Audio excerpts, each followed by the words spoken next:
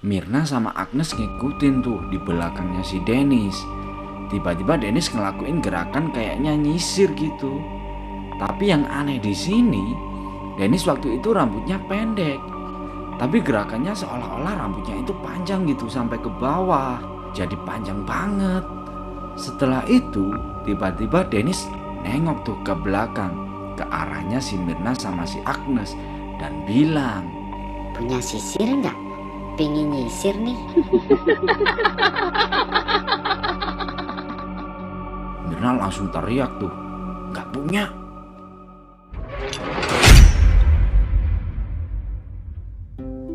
Halo teman-teman, di video kali ini akan menceritakan pengalamannya Dennis sewaktu dia mendaki ke Bukit Sabak.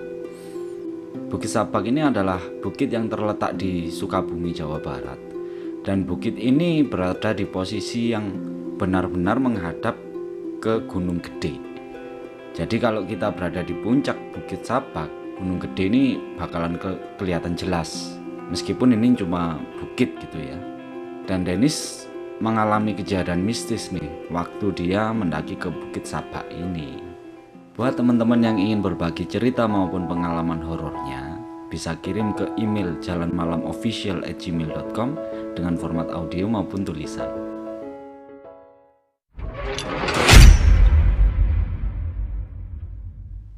Jadi, Dennis ini sama teman-temannya waktu itu memutuskan buat mendaki ke Bukit Sabak. Dan teman-temannya ini ada Mirna, Aska, Agnes, Aji, Ical, Eki, dan Adit. Mereka ini sering gitu ya main bareng keluar kota, jalan-jalan dan sebagainya. Sebenarnya selain mereka, masih ada beberapa teman lain yang emang sering kumpul bareng. Tapi waktu itu pas tanggal itu gitu ya, cuman ada mereka berdelapan yang kumpul. Nah, mereka berdelapan ini akhirnya mutusin tuh buat pergi ke Bukit Sabak. Penasaran mereka sama keindahan Bukit Sabak. Dan kebetulan Eki sama Adit ini dua orang pendaki yang udah berpengalaman tuh. Mereka nyaranin buat mendaki ke Bukit Sabak aja, karena medannya nggak terlalu sulit tuh. Akhirnya tanggal 15 mereka sepakat buat berangkat ke bukit itu. Singkat cerita, mereka memilih rumah Aji buat titik pertemuan awal. Dan mereka ini rencananya mendaki ke Bukit Sabak sehabis duhur. Tapi karena mereka semua pada ngaret gitu ya, akhirnya mereka baru berangkat dari rumah Aji itu jam 4 sore tuh. Si Aska nanya, "Wah, nggak kesorean nih?" "Udah, nggak apa-apa. Aku pingin banget ke Bukit Sabak," kata Dennis. Dennis emang udah lama banget tuh pengen ke Bukit Sabak karena penasaran sama keindahannya. Setelah semua perbekalan kayak makanan dan minuman udah siap semua, berangkat deh tuh mereka jam 4 sore naik motor. Bukit Sabak dari rumah mereka jaraknya lumayan jauh nih. Saat itu Dennis boncengan sama Aji. Tapi di tengah-tengah perjalanan mereka berdua sempat nyasar. Dan lumayan jauh nyasarnya. Hampir ke perbatasan Cianjur Sukabumi tuh. Mereka langsung telepon teman-teman yang lain. Setelah itu mereka mau nggak mau mesti balik dong, nyamperin yang lainnya. Dan ini adalah pendakian pertamanya si Dennis. Dan dia ngerasa agak cemas. Karena dia ini sebenarnya orang yang beda gitu. Sewaktu dia kecil, dia bisa tuh ngelihat makhluk-makhluk gaib dengan sangat jelas. Tapi karena dulu dia masih kecil gitu ya, dia belum bisa bedain tuh mereka sama manusia. Dia pikir makhluk-makhluk itu kayak gembel atau orang gila gitu. Karena mereka sering nampakin diri dengan penampilan yang kotor dan lusuh. Tapi sekarang dia cuman bisa ngelihat mereka itu lewat mata batin. Kalau lagi sial, dia bisa tuh ketemu mereka dan ngelihat dengan jelas. Dennis agak sedikit khawatir sebenarnya. Karena seperti yang udah-udah, kalau ke tempat yang agak hutan gitu ya, dia pasti diganggu tuh sama mereka. Tapi dia pasrah aja lah. Setelah sempet nyasar sekitar 20 menitan gitu ya, akhirnya mereka berdua berhasil tuh nyusul teman-temannya yang udah sampai duluan di kaki Bukit Sabak. Mereka terus parkirin motor tuh di rumah penduduk dan mereka mulai pendakian sekitar jam 5 sore. Di awal pendakian mereka ngobrol gitu ya, bercanda gitu. Sepanjang jalan banyak pepohonan tuh. Dennis yang baru pertama kali mendaki merasa takjub tuh di situ. Yang namanya pendakian udah pasti dong bakal ngelewatin jalur yang menanjak. Tapi Dennis emang udah biasa tuh olahraga setiap minggu di kebun teh, di kaki Gunung Gede. Dia nggak ngerasa capek dan cenderung biasa-biasa aja sih. Terus di pertengahan jalan tiba-tiba si Mirna tumbang tuh. Dia muntah-muntah, tapi malahan dia dipejadain sama temen-temen yang lain. Jadi pas dia muntah-muntah gitu ya, yang lain pada nggak mau nolong tuh, pura-pura nggak mau nolong sebenarnya. Ya udahlah, akhirnya mereka istirahat tuh sekitar 5 menitan. Pas Mirna udah merasa agak mendingan, mereka lanjut lagi perjalanan. Terus si Agnes nanya tuh di situ, berapa lama lagi sih ini? Kita bakal ngelewatin 2 Bukit Pinus. Nah, di Bukit Pinus ketiga baru kita sampai di Bukit Sabaknya. Ih, lama banget ya. Mereka terus jalan tuh dan sampailah di Bukit Pinus pertama. Terus Dennis tanya, di sini kita bisa foto-foto nggak sih? Aku pernah tuh lihat temanku foto-foto di Bukit Pinusnya Bukit Sabak. Si Egi terus ngejawab tuh, jangan di sini, nanti aja di Bukit Pinus kedua. Setelah mereka sampai di Bukit Pinus kedua, di sana mereka foto-foto tuh. Dan ternyata tempatnya lumayan curam dan mereka cuman bisa foto-foto di bawah. Setelah selesai foto-foto, mereka lanjut lagi tuh jalan ke puncak Bukit Sabak.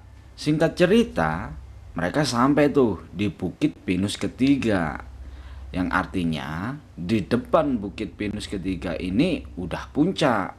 Buat sampai ke Bukit Pinus ketiga itu makan waktu kurang lebih sekitar 1 jam 10 menitan.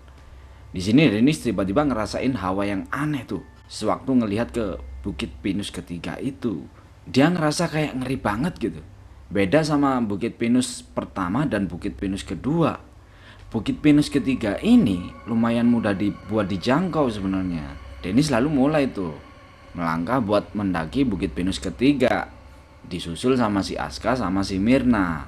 Tiba-tiba Dennis ngerasa kayak ada sesuatu yang ngelarang dia buat mendaki lebih jauh. Akhirnya dia mutusin buat berhenti dan teriak tuh ke Mirna sama si Aska. Aska, Mirna, turun sekarang. Mereka nanya, loh emang kenapa? Udah turun sekarang. Si Aska sama si Mirna ini emang udah tahu gitu ya kalau Dennis ini beda. Langsung nurut dan turun tuh mereka berdua. Dennis terus nanya ke Aji, Ji, di atas Bukit Pinus ketiga emang ada apaan sih? Terus si Aji ngejawab, jangan kesana deh, di atas ada danau, tapi jangan kesana ya. Akhirnya mereka semua turun lagi tuh dari Bukit Pinus ketiga dan main-main di puncak. Dan emang bener gitu ya, indah banget itu di puncak. Dan di sana udah disediain tuh tempat buat ngecamp. Dennis mikir, wah asik nih kalau ngecamp di sini. Nah kebetulan Bukit Sabak itu lagi sepi waktu itu. Terus si Eki bilang, biasanya sih rame, tapi kok kali ini sepi ya. Dan emang cuman mereka aja tuh yang mendaki saat itu. Mereka terus asyik tuh, makan cemilan, foto-foto, main-main lah sampai maghrib tiba. Di sana sebenarnya ada warung sih yang ngerangkap kayak rumah gitu ya. Tapi warungnya udah tutup dan yang punya udah turun duluan tuh ke bawah. Dennis sebenarnya pingin tuh sholat maghrib. Cuman karena susah buat wudhunya, akhirnya mutusin buat dijama aja. Dan gak lama setelah itu, dia tiba-tiba pengen buang air kecil nih. Kebetulan di situ ada toilet, tapi nggak ada airnya. Akhirnya dia mutusin buat pakai air mineral aja lah. Dan toiletnya tuh gelap banget karena nggak ada lampu tuh di situ. Dan dia cuman bisa doa dan minta maaf gitu ya, sambil permisi waktu masuk ke toilet itu. Pas udah selesai buang air kecil nih dan keluar dari toilet, tiba-tiba Dennis tuh ngelihat kayak ada sekelebatan cahaya dan warnanya tuh agak keemasan dan melintas sampai 3 kali. Awalnya dia kira itu kunang-kunang, tapi cahaya itu kelihatan kayak petir gitu. Cuman gerakannya tuh lebih lambat Dia pun langsung cepet-cepet tuh menghindar dari kawasan toilet itu. Tapi tiba-tiba aja dia tuh ngerasa jadi nggak pengen pulang. Dia lebih baik pulang pagi daripada turun ke bawah saat itu juga. Pas udah kumpul lagi sama teman-teman yang lain, dia bilang tuh ke mereka, aku nggak mau pulang ah. Tiba-tiba semuanya diem tuh, teman-teman yang lain. Terus si Adit nanya, emangnya kenapa Den? Aku takut. Nggak tahu kenapa aku takut pokoknya. Mending kita nginep aja di sini malam ini daripada mesti turun ke bawah. Teman-temannya Dennis pada tahu persis tuh kalau dia ini gimana kan? Karena dia dari SMA udah terkenal sering kesurupan. Tapi si Eki sama Anji nyaranin buat turun. Detik itu juga. Akhirnya turun tuh mereka semua. Akhirnya mereka turun sekitar jam 7 malam. Awal turunnya sih mereka biasa aja gitu, ketawa ketiwi sambil nurunin jalan yang licin. Sebenarnya bukan licin ya, tapi becek. Sampai jatuh-jatuh tuh mereka waktu turun. Tapi di sini lagi-lagi si Dennis ini ngerasa ada yang aneh. Cahaya kuning keemasan yang dia lihat di toilet tadi muncul lagi nih. Tapi kali ini cahaya itu bikin dia pusing dan akhirnya dia ambruk tuh, pingsan. Pas si Dennis buka mata, ternyata dia udah ada di tanah yang agak landai. Dia sadar tuh, pikirannya juga sadar. Tapi nggak tahu kenapa dia nggak bisa tuh ngendaliin fisiknya, nggak bisa ngontrol fisiknya. Tiba-tiba dari mulutnya si Dennis nih ngeluarin cekikikan. Cekikikan khasnya Mbak Kun. Semua teman-temannya yang lain pada panik tuh dan langsung baca doa. Dennis di situ tiba-tiba dia berdiri dan dia jalan cepet banget ke arah turun bukit. Dia langsung dihadang tuh dan langsung dipegangin sama Eki dan Aji. Dennis itu sebenarnya lupa-lupa inget gitu ya. Tapi yang dia tahu dia nggak ngomong apa-apa waktu itu. Nah, yang bikin bingung tuh kan jalannya menurun dan lumayan curam di situ. Tapi nggak tahu kenapa dia mulus-mulus aja tuh nurunin trek itu. Aji bilang, Ki pegangin Dennis, takut dia ke jurang. Iya ini aku pegangin. Kenapa jalan jadi cepet gini sih? Udah aku jagain di belakang. Tiba-tiba keluar tuh suara dari mulutnya si Dennis. Aska, Aska. Aska terus ngejawab, iya Den. Nah keluar lagi nih suara. Pingin ke Aska. Aska bilang lagi, iya Den, ini aku. Jadi si Aska ini belum tahu di sini. Dia belum ngeh gitu kalau itu bukan si Dennis. Aska pelan-pelan nyamperin tuh si Dennis dari belakang. Dan tiba-tiba lagi, Dennis bisa ngendaliin dirinya tuh dan langsung teriak, Aska jangan deket-deket aku. Cepet kamu lari ke bawah duluan. Dia teriak kayak gitu karena dia ngerasa kalau bakalan ada bahaya nih yang ngancem si Aska. Ngedenger itu, Adit langsung megang tangannya si Aska dan langsung bawa dia turun duluan ke bawah tuh. Setelah itu, Dennis kembali kehilangan kontrol tuh atas dirinya dan teriak-teriak lagi manggilin nama si Aska. Aska, Aska. Oh, namanya Aska.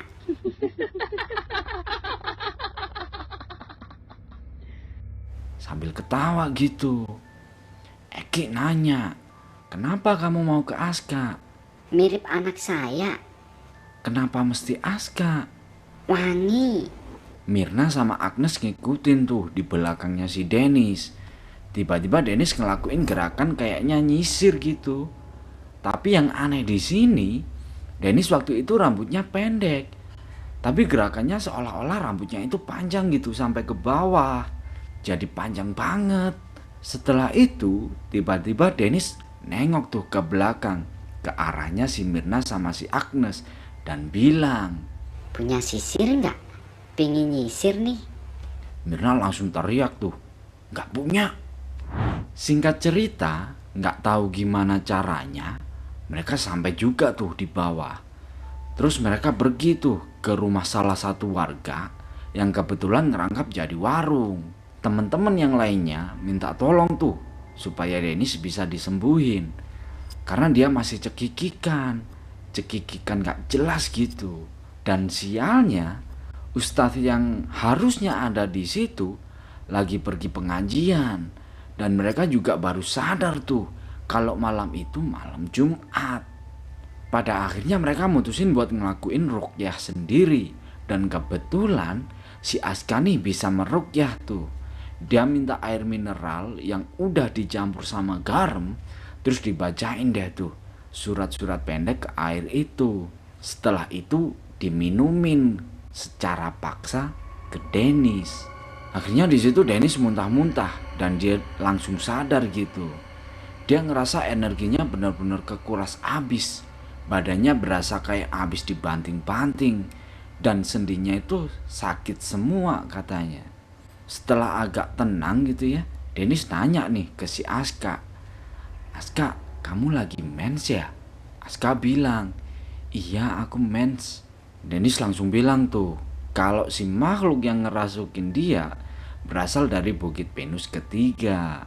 Setelah semuanya udah kondusif lagi gitu ya, udah kekontrol, udah enak, mereka mutusin buat pulang. Tapi waktu itu nggak ada yang berani langsung pulang ke rumah masing-masing nih.